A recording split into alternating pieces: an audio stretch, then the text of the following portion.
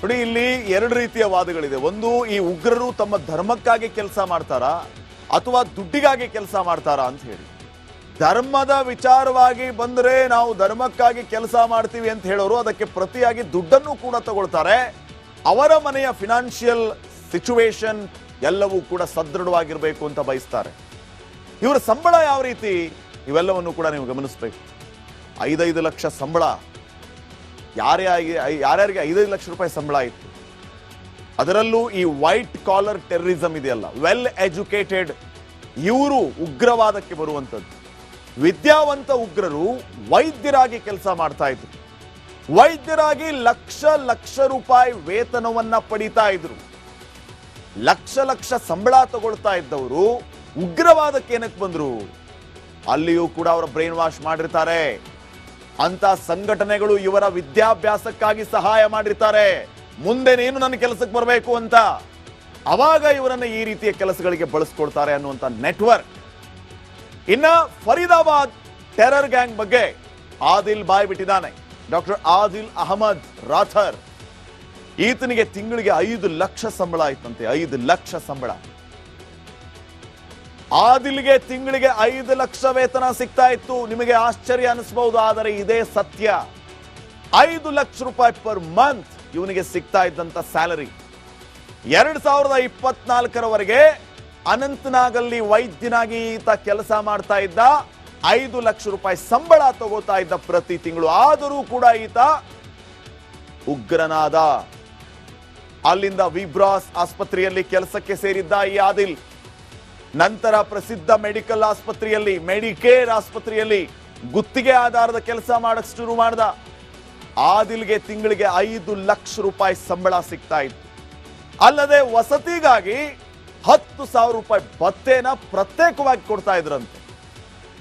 ಇಷ್ಟೆಲ್ಲ ಇದ್ರೂ ಕೂಡ ಧರ್ಮದ ಅಮಲನ್ನ ತಲೆಗೇರಿಸಿಕೊಂಡು ಈತ ಉಗ್ರನಾದ. ಎಂತ ಸ್ವಚ್ಛಂದವಾದಂತಹ ಜೀವನವನ್ನ ಈತ ನಡೆಸಬಹುದಿತ್ತು. ಅದು ಈತನಿಗೆ ಬೇಕಾಗ್ಲಿಲ್ಲ. ಈತನಿಗೆ ಬಹುಶಃ ಬೇಕಾಗಿದ್ದು ಜನ್ನತ್ನಲ್ಲಿನ ಅಪ್ಸರೆಯರು. ಅವರಿಗಾಗಿ ಈತ ಈ ರೀತಿಯ ಕೆಲಸ ಮಾಡಿದ್ನ. ತಿಂಗಳಿಗೆ 5 ಲಕ್ಷ ಸಂಬಳ ತಗೋತಾ ಇದ್ದ. ವಸತಿಗಾಗಿ 10,000 ರೂಪಾಯಿ ಪ್ರತ್ಯೇಕ ಭತ್ತೆ ಸಿಗ್ತಾ ಇತ್ತು. ಆದರೆ ಧರ್ಮದ ಅಫೀಮು ತಲೆಗೇರಿಸಿಕೊಂಡಂತವರಿಗೆ ಏನು ಕಾಣಿಸಲ್ಲ.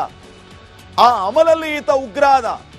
ಈತನಿಗೆ ಬಹುಶಃ ಬೇಕಾಗಿರೋದು ಜನ್ನತ್ನಲ್ಲಿನ ಅಪ್ಸರೆ. ಜನ್ನತ್ಗೆ ಕಳಿಸ್ಕೊಡ್ತಾರೆ, ಅಪ್ಸರೆಯರನ್ನ ಹೋಗಿ ಕಾಣಿವಂತೆ.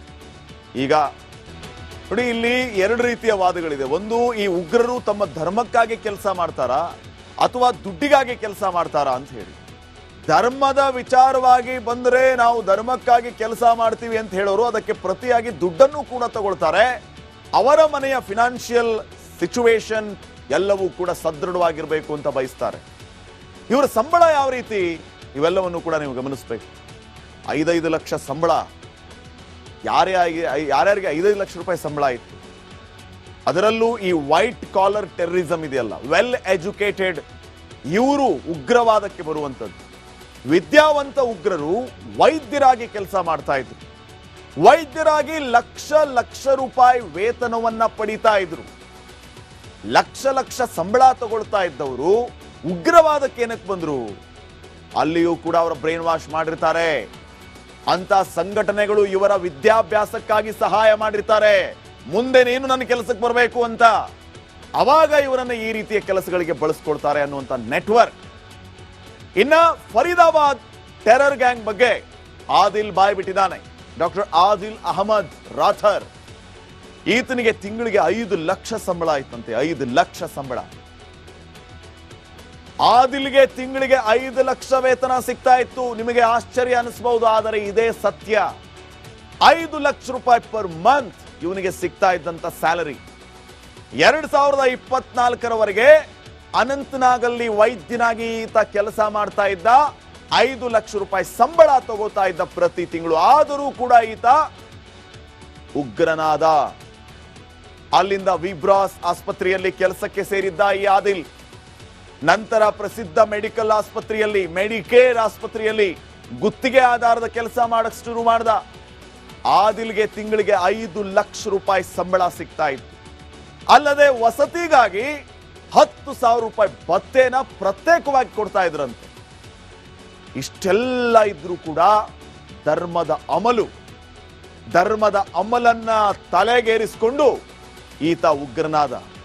ಎಂತ ಸ್ವಚ್ಛಂದವಾದಂತಹ ಜೀವನವನ್ನ ಈತ ನಡೆಸಬಹುದಿತ್ತು. ಅದು ಈತನಿಗೆ ಬೇಕಾಗ್ಲಿಲ್ಲ. ಈತನಿಗೆ ಬಹುಶಃ ಬೇಕಾಗಿದ್ದು ಜನ್ನತ್ನಲ್ಲಿನ ಅಪ್ಸರೆಯರು. ಅವರಿಗಾಗಿ ಈತ ಈ ರೀತಿಯ ಕೆಲಸ ಮಾಡಿದ್ನ. ತಿಂಗಳಿಗೆ 5 ಲಕ್ಷ ಸಂಬಳ ತಗೋತಾ ಇದ್ದ. ವಸತಿಗಾಗಿ 10,000 ರೂಪಾಯಿ ಪ್ರತ್ಯೇಕ ಭತ್ತೆ ಸಿಗ್ತಾ ಇತ್ತು. ಆದರೆ ಧರ್ಮದ ಅಫೀಮು ತಲೆಗೇರಿಸಿಕೊಂಡಂತವರಿಗೆ ಏನು ಕಾಣಿಸಲ್ಲ. ಆ ಅಮಲಲ್ಲಿ ಈತ ಉಗ್ರಾದ. ಈತನಿಗೆ ಬಹುಶಃ ಬೇಕಾಗಿರೋದು ಜನ್ನತ್ನಲ್ಲಿನ ಅಪ್ಸರೆ. ಜನ್ನತ್ಗೆ ಕಳಿಸ್ಕೊಡ್ತಾರೆ. ಅಪ್ಸರೆಯರನ್ನ ಹೋಗಿ ಕಾಣಿವಂತೆ. ಈಗ ನೋಡಿ, ಇಲ್ಲಿ 2 ರೀತಿಯ ವಾದಗಳಿದೆ. ಒಂದು, ಈ ಉಗ್ರರು ತಮ್ಮ ಧರ್ಮಕ್ಕಾಗಿ ಕೆಲಸ ಮಾಡ್ತಾರಾ ಅಥವಾ ದುಡ್ಡಿಗಾಗಿ ಕೆಲಸ ಮಾಡ್ತಾರಾ ಅಂತ ಹೇಳಿ. ಧರ್ಮದ ವಿಚಾರವಾಗಿ ಬಂದರೆ ನಾವು ಧರ್ಮಕ್ಕಾಗಿ ಕೆಲಸ ಮಾಡ್ತೀವಿ ಅಂತ ಹೇಳೋರು ಅದಕ್ಕೆ ಪ್ರತಿಯಾಗಿ ದುಡ್ಡನ್ನು ಕೂಡ ತಗೊಳ್ತಾರೆ. ಅವರ ಮನೆಯ ಫಿನಾನ್ಷಿಯಲ್ ಸಿಚುವೇಶನ್ ಎಲ್ಲವೂ ಕೂಡ ಸದೃಢವಾಗಿರಬೇಕು ಅಂತ ಬಯಸ್ತಾರೆ. ಇವರ ಸಂಬಳ ಯಾವ ರೀತಿ, ಇವೆಲ್ಲವನ್ನು ಕೂಡ ನೀವು ಗಮನಿಸಬೇಕು. 5 ಲಕ್ಷ ಸಂಬಳ. ಯಾರ್ಯಾರಿಗೆ 5 ಲಕ್ಷ ರೂಪಾಯಿ ಸಂಬಳ ಇತ್ತು. ಅದರಲ್ಲೂ ಈ ವೈಟ್ ಕಾಲರ್ ಟೆರರಿಸಂ ಇದೆಯಲ್ಲ, ವೆಲ್ ಎಜುಕೇಟೆಡ್, ಇವರು ಉಗ್ರವಾದಕ್ಕೆ ಬರುವಂಥದ್ದು. ವಿದ್ಯಾವಂತ ಉಗ್ರರು ವೈದ್ಯರಾಗಿ ಕೆಲಸ ಮಾಡ್ತಾ ಇದ್ರು. ವೈದ್ಯರಾಗಿ ಲಕ್ಷ ರೂಪಾಯಿ ವೇತನವನ್ನ ಪಡಿತಾ ಇದ್ರು. ಲಕ್ಷ ಸಂಬಳ ತಗೊಳ್ತಾ ಇದ್ದವರು ಉಗ್ರವಾದಕ್ಕೆ ಏನಕ್ಕೆ ಬಂದ್ರು? ಅಲ್ಲಿಯೂ ಕೂಡ ಅವರ ಬ್ರೈನ್ ವಾಶ್ ಮಾಡಿರ್ತಾರೆ. ಅಂತ ಸಂಘಟನೆಗಳು ಇವರ ವಿದ್ಯಾಭ್ಯಾಸಕ್ಕಾಗಿ ಸಹಾಯ ಮಾಡಿರ್ತಾರೆ. ಮುಂದೆ ನೀನು ನನ್ನ ಕೆಲಸಕ್ಕೆ ಬರಬೇಕು ಅಂತ. ಅವಾಗ ಇವರನ್ನ ಈ ರೀತಿಯ ಕೆಲಸಗಳಿಗೆ ಬಳಸ್ಕೊಳ್ತಾರೆ ಅನ್ನುವಂತ ನೆಟ್ವರ್ಕ್. ಇನ್ನ ಫರೀದಾಬಾದ್ ಟೆರರ್ ಗ್ಯಾಂಗ್ ಬಗ್ಗೆ ಆದಿಲ್ ಬಾಯ್ ಬಿಟ್ಟಿದ್ದಾನೆ. ಡಾಕ್ಟರ್ ಆದಿಲ್ ಅಹಮದ್ ರಾಥರ್. ಈತನಿಗೆ ತಿಂಗಳಿಗೆ 5 ಲಕ್ಷ ಸಂಬಳ ಆಯ್ತಂತೆ. 5 ಲಕ್ಷ ಸಂಬಳ. ಆದಿಲ್ಗೆ ತಿಂಗಳಿಗೆ 5 ಲಕ್ಷ ವೇತನ ಸಿಗ್ತಾ ಇತ್ತು. ನಿಮಗೆ ಆಶ್ಚರ್ಯ ಅನಿಸಬಹುದು, ಆದರೆ ಇದೇ ಸತ್ಯ. 5 ಲಕ್ಷ ರೂಪಾಯಿ ಪರ್ ಮಂತ್ ಇವನಿಗೆ ಸಿಗ್ತಾ ಇದ್ದಂತ ಸ್ಯಾಲರಿ. 2024ರವರೆಗೆ ಅನಂತನಾಗಲ್ಲಿ ವೈದ್ಯನಾಗಿ ಈತ ಕೆಲಸ ಮಾಡ್ತಾ ಇದ್ದ.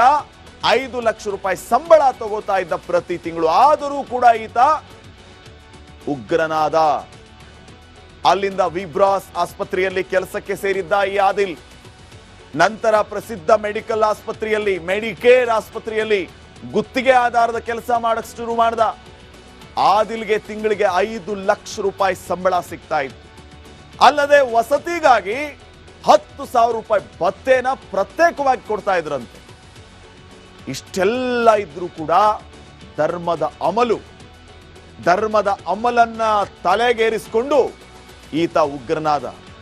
ಎಂತ ಸ್ವಚ್ಛಂದವಾದಂತಹ ಜೀವನವನ್ನ ಈತ ನಡೆಸಬಹುದಿತ್ತು. ಅದು ಈತನಿಗೆ ಬೇಕಾಗ್ಲಿಲ್ಲ. ಈತನಿಗೆ ಬಹುಶಃ ಬೇಕಾಗಿದ್ದು ಜನ್ನತ್ನಲ್ಲಿನ ಅಪ್ಸರೆಯರು.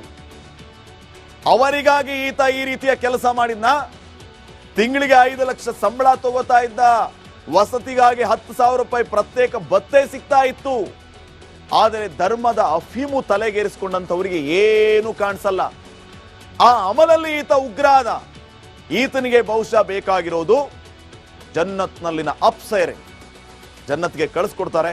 ಅಪ್ಸರೆಯರನ್ನ ಹೋಗಿ ಕಾಣಿವಂತೆ. ಈಗ